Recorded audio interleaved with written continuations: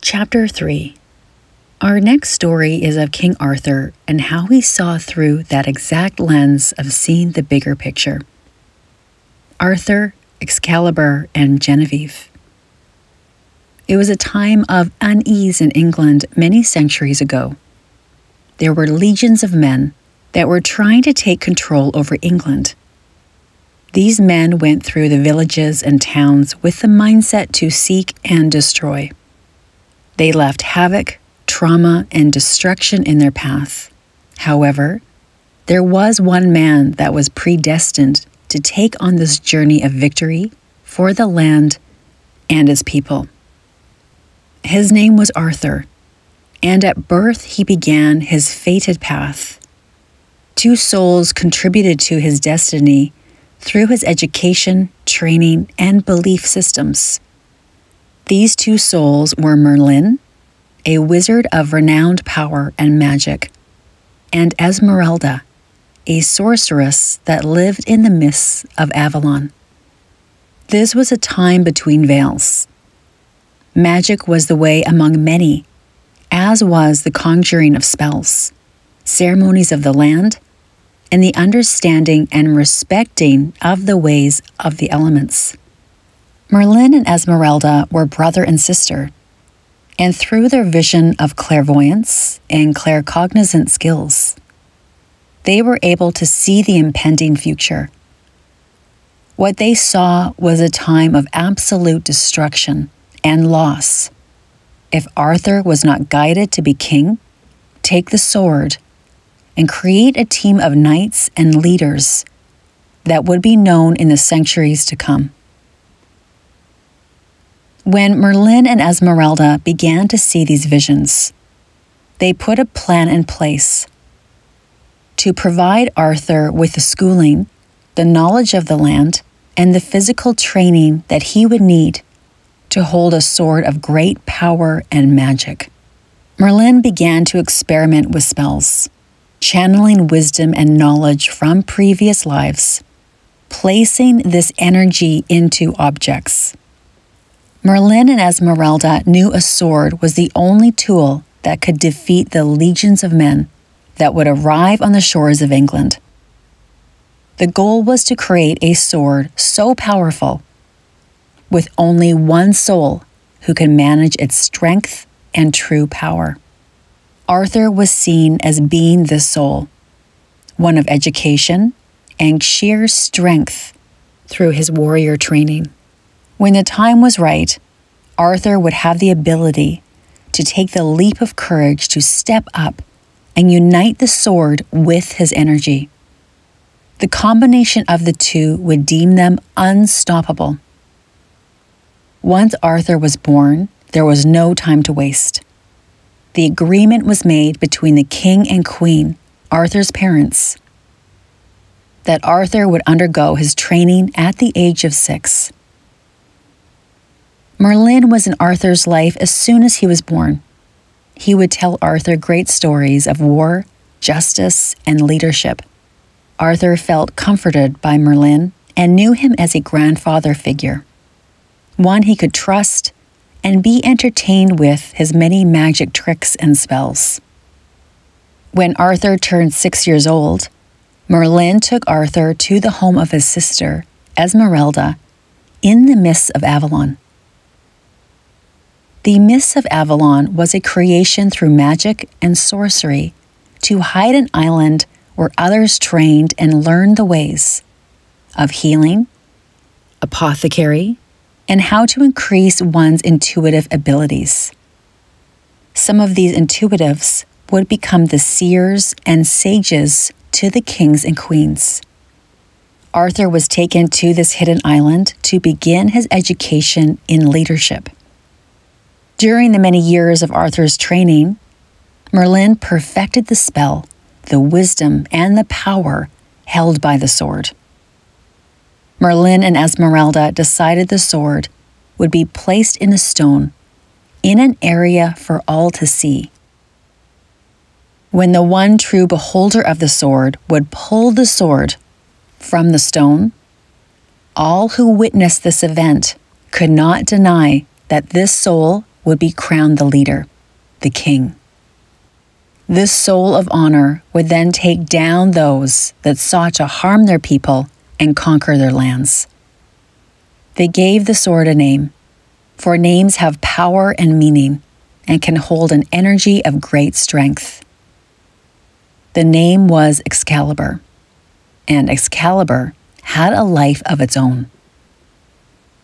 The sword held power, insight, and knowledge. This was to be merged with Arthur in their years together as a united force. The stage was now set. The sword was in place, and word had spread all around the land about a sword being stuck in a stone. Many stories began on how the sword got to be placed there in the first place. And many men and a few women tried with all their might to release the sword to no avail.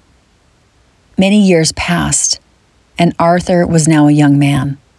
His training was almost complete. Throughout his dedicated years of learning, he fell in love with a young woman named Genevieve. Arthur would watch her from afar during his earlier years of training, and they soon became fast friends when he found the courage to speak to her. Genevieve was being trained as a healer in the mists of Avalon. She was a soft-spoken young woman who connected to the earth and the ways of the land. Arthur and Genevieve balanced one another. Arthur offered strength and logic, and Genevieve provided insight, fluidity, and connection to the land. There was an energy pull between Genevieve and Arthur, a strong attraction that neither one could deny. Arthur found the courage to boldly confess his love to Genevieve after many years of friendship and confiding in one another of their hopes and dreams for the future. It was on the night of their betrothal that Arthur was guided to take the sword from the stone. Merlin and Esmeralda could feel a shift in the air. At the exact time, Arthur felt his energy guide him to the field where he knew the sword was buried in the stone. Many others had tried to take the sword from its place and had even secretly gone to retrieve it under the cloak of night when no other was watching. Time and time again, others failed. And it was not that they failed, for they were not the true owner of the sword. The time had come for the taking of the sword, the removal from the stone to be seen by all. By some magnificent shift in the wind, the call was sent out to the energy that surrounded each person in that area, to gather from near and far, to watch the greatest moment of that time unfold. The sword that lay buried in the stone was in a field overlooking the seas of the Isle of Ireland. As Arthur began to walk purposely towards the stone, others began to part ways for Arthur to get through the crowds that had formed. A damp mist had begun to cover the area, and if by some grand design, rays of sunlight began to shine down on the rock and the sword. Genevieve gathered with the others to watch her beloved take his rightful step to be the leader he was destined to be. As Arthur stood over the sword, he took a moment to send heartfelt gratitude to Merlin and Esmeralda for raising and teaching him, preparing him for this monumental moment in time. Arthur knew in his heart what this meant and the path that lay ahead. Arthur placed one foot on the stone and with both hands took hold of the hilt of the sword. Everything became very still. The world held its breath as Arthur slid with ease the sword from the stone. With a deep breath he held Excalibur to the skies, and a beam of pure golden light shone down on them both. As Arthur lowered the sword down to his side, he could feel the powerful energy from the sword begin to seep into his body. He felt his body change and shift ever so slightly to a more concise, precise, and swifter warrior. He knew no one would notice this change, but he could feel it in the inside of his body and throughout his energy. It was like the sword was another being that merged with his energy. Arthur knew the sword could speak to him in his mind, helping him make decisions before others would even know the outcome. All the people who had witnessed this incredible event bent down on one knee and lowered their heads, honoring and respecting their newfound leader of England. Arthur held Excalibur in one hand by his side, managing as their energies continued to amalgamate together. He walked through the crowds of people and they began to rise, shouting, "Arthur, the new King of England, hear, hear. Arthur, our new King of England, hear, hear." Their cries of joy and exuberance were felt throughout the country. From the north to the southern tip of England, souls from far and wide felt something monumental happening. Word spread quickly of this miraculous event, and within a matter of only a few days, all of England knew they had a new leader with Excalibur by his side. Arthur and Genevieve were married shortly after he was crowned king, and they made the decision to leave the mists of Avalon and live where Arthur was born, in the heart of England. Their journey led them to expand the castle and gather a group of like-minded souls and warriors to accomplish the goal at hand. The goal was to take down all that sought to take over England, to create an era of peace and reconciliation for their communities, to heal after a tumultuous time of destruction, uncertainty, and upheaval.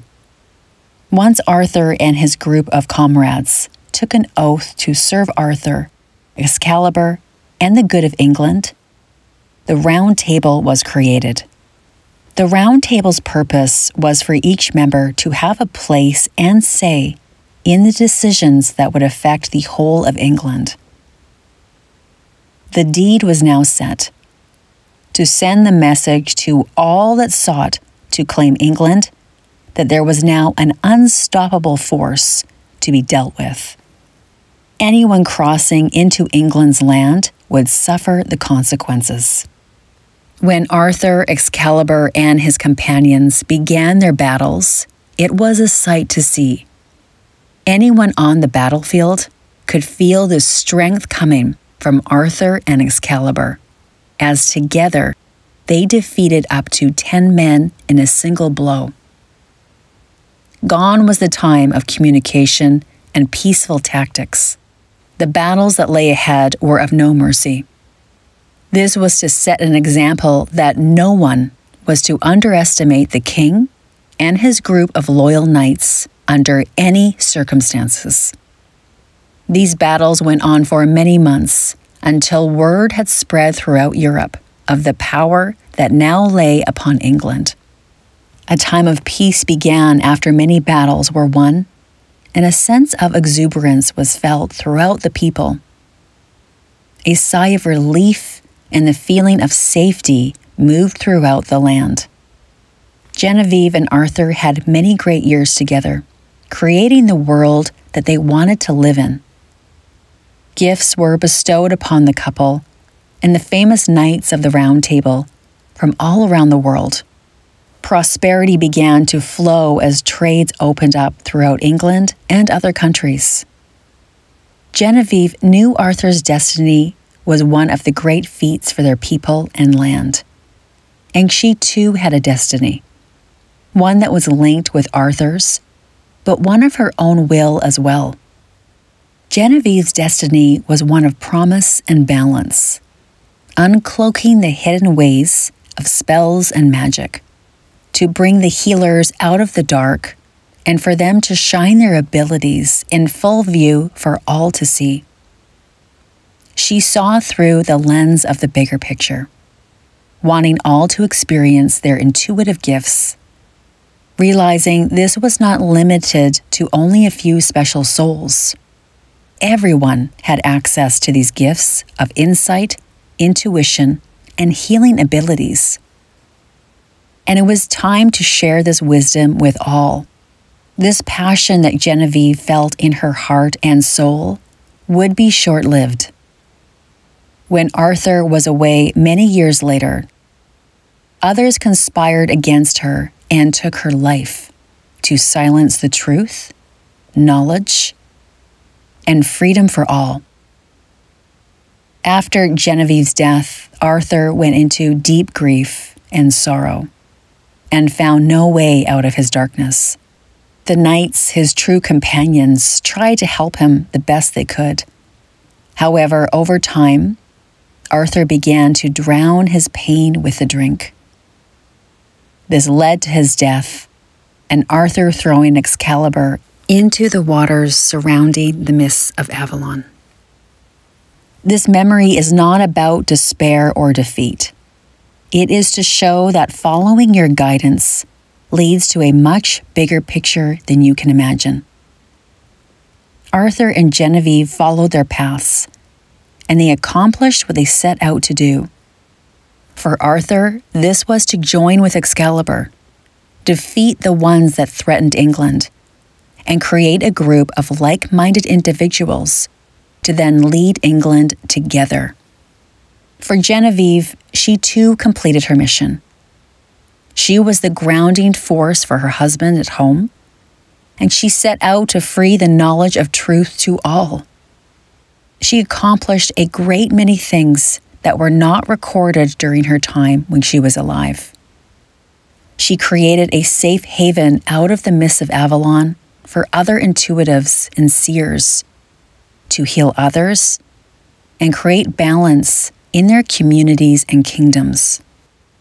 Time and time again throughout the centuries, souls have spoken up, raised their voices, and tried to change the tides with optimism and positivity for all to see, only to be silenced and taken out by other forces at hand. The time is now, in this grand awakening of humanity, to set the truth free, for these memories to be heard and remembered. In doing so, this creates your remembrance of how spectacular you are as a soul, as energy, and within your unique being. We bring forth an unknown story about truth and freedom. There can be many truths as a whole. When one brings them all together, this creates one universal truth, the truth from all sides and perspectives. This truth then creates freedom, freedom in the soul, and all levels of truths that need to be revealed. Yeshua and Mary Magdalene. We move into a time long ago in Israel, in the heart of Bethlehem. A woman named Mary was given insight before her son Yeshua was born. She was shown a prophecy that her son was from the Creator and would be born to be the messenger of hope, love, and light to all. Yeshua was the new human, the emergence of his highest self in physical form. He carried healing energy and love in his soul to such a capacity that this light radiated all around him. Not only did Yeshua see the bigger picture, he knew he must continue his mission at hand after seeing his fateful end. For in this mission, he would not be alone. Yeshua in his earlier years had a very loving upbringing from Joseph and Mary. When Yeshua was in his early 20s, after traveling to a great many places for insight, education, and learning, he met Mary Magdalene. Mary's father introduced Yeshua to Mary at one of Yeshua's gatherings. There was an immediate pulse between Yeshua and Mary Magdalene. The power of the divine feminine and the divine masculine coming together to teach as a pair and unite together. Mary and Yeshua lovingly showed their affection for each other to those that followed them. They wanted others to know there was no shame in openly loving one another, as there was an equal balance between the two of them. Their abilities complemented each other, and their love grew with each day that passed. They both knew in their heart of hearts their time was limited on earth together as one. Many of the scriptures and written knowledge that is on earth today was rewritten and changed to eliminate Mary Magdalene's role. Mary was a great healer, and when Yeshua would speak to the many groups that were forming to listen to him, Mary and her group of disciples would heal others. When Yeshua's talk would end, and Mary and her disciples had finished their work, the two of them would have a sacred time of intimacy and support for one another. Their work was to transform the belief system, to expand people's minds, showing that through truth comes freedom, and through love and acceptance comes peace. The story is true of Yeshua taking a leper's hand and kissing her hand in front of others. This loving gesture showed all how cruelly others had been treating these souls that did not ask for the deterioration of their bodies and the abomination and exclusion from others living below poverty levels.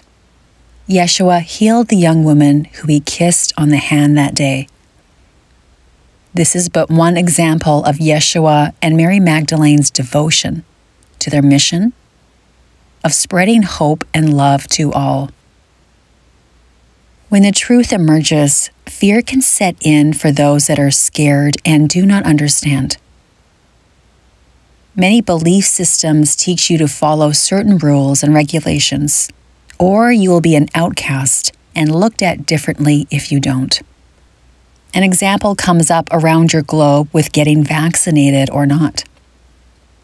Many, but not all, had a view that non-vaccinated people are being selfish and not aware of the risk that they impose on the elderly and all people by not taking the vaccine.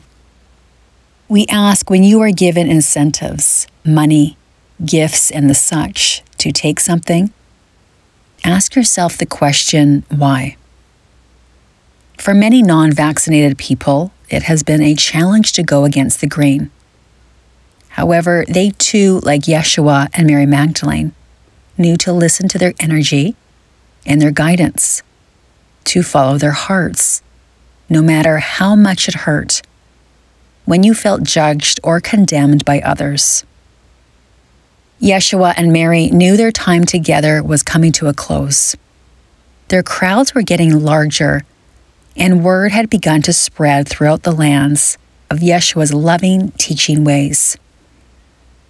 When you were at one of Yeshua's gatherings, every person that was there was enveloped in love. You felt at peace and held by his and Mary's love and their healing ways. During this time of Yeshua's teachings, there was a constraint on how people expressed themselves, and many, many people lived in hardship. The Romans were beginning to oppress their tactics across the land, and this was the brutal end of Yeshua's time being physically out in the open with teaching, guiding, and helping others. For those that have connected with Yeshua on a spiritual level since his physical passing, they know that one soul does not die. Yeshua had guided millions of other souls beyond his physical death and will continue to help those that seek him out. When the Romans came in and took Yeshua away, they charged him with a sentence of death and humiliation by pinning him to the cross. Pinning Yeshua to the cross was through the Romans' eyes, spreading the message that any that sought to go against the churches and rulers' laws would be condemned. When Mary Magdalene's disciples retrieved Mary to bring her down to where Yeshua was staked, many had gathered praying for Yeshua, asking the Creator to release him. Mary was among them. Her heart broke at seeing her beloved crucified for speaking about love and loving one another. She asked, "How can this happen when you speak the truth? How can this happen when you want to set others free?" This played over and over in Mary's mind as she wept below Yeshua's feet. When one's heart breaks, there is a wall that surrounds the heart to then protect the heart from this ever happening again. However, it is through forgiveness and releasing the anger of others' ignorance and unknowingness that one can heal the heart with resolution. When Yeshua's body was taken down from the stake and laid in a tomb to be cleansed and redressed, this moment of sorrow was felt throughout the land. Heartbreak was felt through every soul that was aware of his teachings. The story of Yeshua and Mary Magdalene is one of strength and fortitude, one of the never-ending hope that lies within each one of us. These truths are now coming to the forefront for remembrance in each one of you. You may have been one of the souls that stood on the cobbled street that day watching Yeshua, a man carrying an unimaginable heavy cross on his back, down the street as others spit and shouted obscenities at him. You may also be one of these souls that shouted at Yeshua, and it is now time to forgive yourself for the role that you played. Earth is moving into a time of truths to be revealed. And with that comes healing for each soul as they remember their past lives and merge with their new human. Yeshua and Mary were a loving unit, and their teachings changed and affected many people's ways of thinking. Even after that fateful day of Yeshua's death, there was a firm resolve to continue Yeshua's and Mary's work, to spread the word of love and unity for all. Gone are the days when death or being condemned would happen when speaking your truth. Gone are the days when the shackles would be placed on one to silence you when using your voice to free others. Now is the time of freedom and truth. May this story of Yeshua and Mary Magdalene ring true to you and help you remember if you were one of the souls that sat during Yeshua's talks. You may have been healed by Mary and her disciples, or you may have been one of the ones living during the time that heard of Yeshua's teachings and gone to pay your respects at the cross where he lay. Each of you has a truth to be spoken, When you speak your truth, when you release your truth, this sets you free. This is freedom to your soul, to be courageous and take the leap of faith, trusting that your truth, your words, are needed to help yourself and others finally be free on your planet. In the words of Yeshua himself, the truth shall set you free.